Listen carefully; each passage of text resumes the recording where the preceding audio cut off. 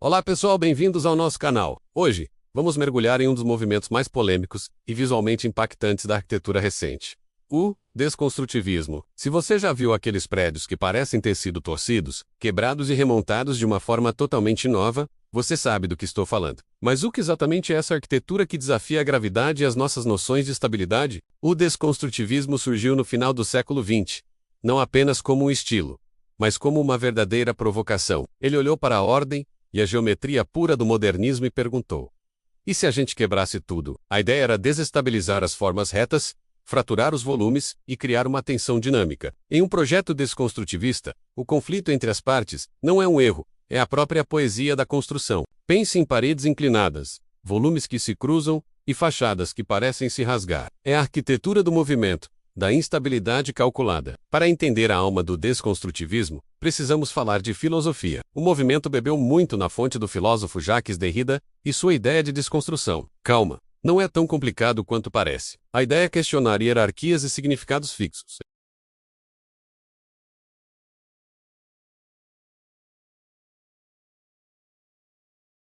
A planta livre do modernismo, que buscava a liberdade, deu lugar a uma planta instável, onde os caminhos não são óbvios, mas sim provocados por elementos que cortam e criam novas possibilidades de percurso. O edifício deixa de ser um objeto passivo para se tornar uma experiência que nos convida a explorar. Mas como essa ideia maluca saiu do papel? Um momento-chave foi uma exposição no final dos anos 1980, que reuniu arquitetos com trabalhos que, até então, eram vistos como estranhos ou excêntricos. Nomes como Frank Gehry, Zaha Hadid e Ren Koolhaas foram associados a esse rótulo. Embora cada um tivesse sua própria linguagem, menos alguns usando matemática para deformar as formas, outros preferindo a colagem e a sobreposição. Todos compartilhavam o objetivo: criar edifícios que não fossem volumes simples e pacíficos. O corte, a fissura e a fratura se tornaram ferramentas para se expressar. Vamos falar das formas. Como você reconhece um prédio desconstrutivista? Procure por massas que parecem girar, volumes cortados ao meio, fachadas rasgadas e eixos desalinhados. A linha inclinada, ou obliquidade, vira quase uma regra, e os detalhes construtivos ganham uma nova importância. O encontro entre duas paredes não é apenas um acabamento, mas um ponto de debate entre diferentes sistemas. Um edifício assim raramente parece um objeto autônomo. Ele mostra o conflito entre a estrutura que o sustenta e a pele que o envolve, entre os espaços de circulação e os de permanência. Você não entende tudo de uma vez. É preciso caminhar, observar e, aos poucos, decifrar as regras do jogo que o arquiteto propôs.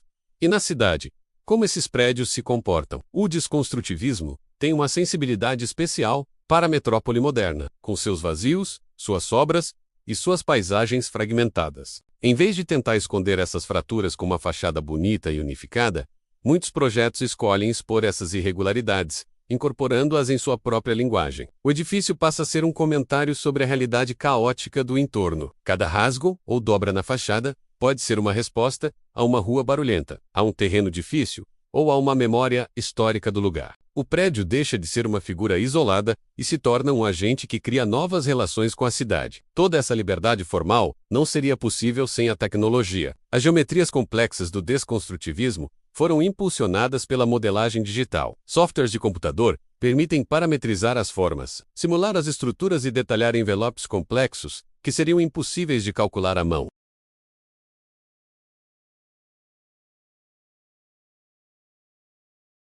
Mas essa liberdade também traz responsabilidades. Como garantir que uma cobertura toda torta não vai ter goteiras? Como garantir o conforto térmico e acústico em um prédio com tantas superfícies de vidro inclinadas? O debate entre a expressão artística e a eficiência técnica está sempre presente. Claro, um movimento tão radical não escapou de críticas. Muitos acusam o desconstrutivismo de ser apenas forma pela forma, um show de virtuosismo, sem preocupação com o conforto do usuário ou a clareza funcional. Outra crítica comum é sobre a sustentabilidade. Construir e manter essas formas complexas pode exigir um gasto energético muito alto. Essas críticas são importantes, pois forçam os arquitetos a justificarem suas escolhas. A melhor resposta vem das obras que, mesmo com uma linguagem ousada, conseguem ser eficientes, acessíveis e capazes de abrigar a vida de forma rica e flexível. Uma das grandes heranças do desconstrutivismo foi colocar o usuário no papel de leitor. Ao quebrar a ideia de uma mensagem única, o edifício se torna um texto aberto. Você,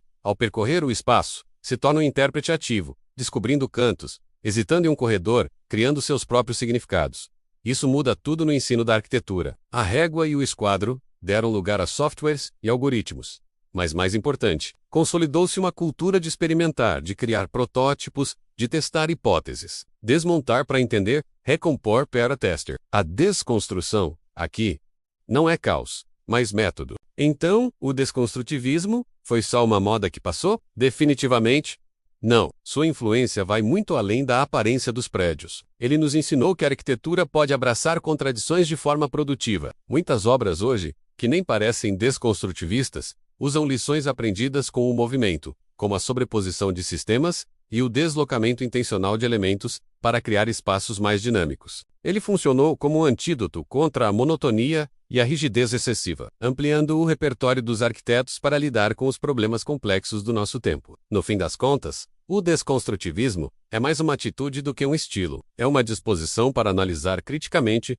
o que já existe, a coragem de desarticular o que parece natural, e a abertura para inventar novos arranjos. Ele nos lembra que toda forma pode ser revista, todo programa pode ser reescrito, e que a arquitetura é a arte de construir o espaço em constante movimento. A discussão continua aberta, e é exatamente essa controvérsia que mantém o pensamento vivo e a arquitetura relevante.